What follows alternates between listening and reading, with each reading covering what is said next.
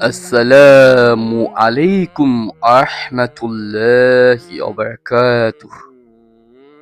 সুপ্রিয় হলি is the word এর সহযাত্রী বন্ধুরা, বহুকাল পূর্বে একজন রাজা ছিলেন।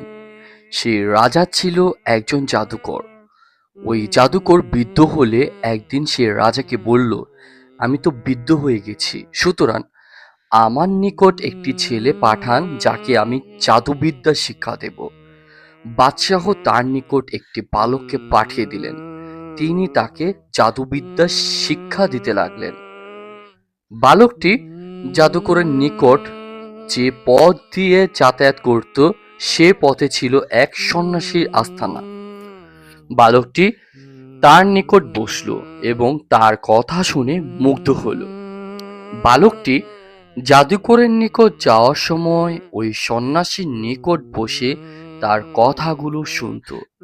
ফলে জাদুকরের নিকট পৌঁছাতে বালকটির দেরি হতো বলে জাদুকর তাকে প্রহার করত।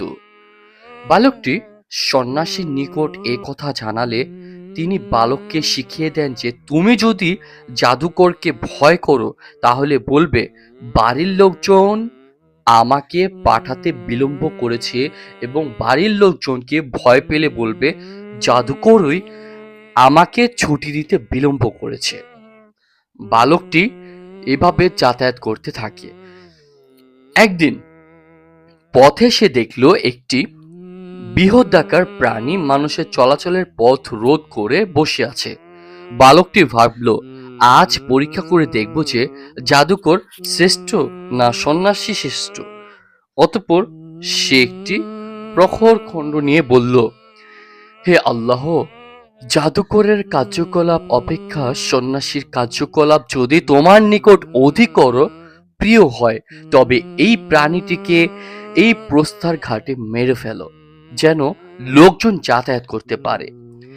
এই বলে প্রাণীটিকে লক্ষ্য করে সে প্রস্তর খণ্ডটি ছুঁড়ে মারল।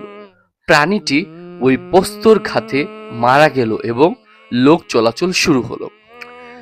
এরপর বালকটি সন্ন্যাসীর নিকট গিয়ে তাকে ঘটনাটি জানালে তিনি তাকে বললেন, বৎস, তুমি এখনোই আমার চেয়ে শ্রেষ্ঠ হয়ে উঠেছ।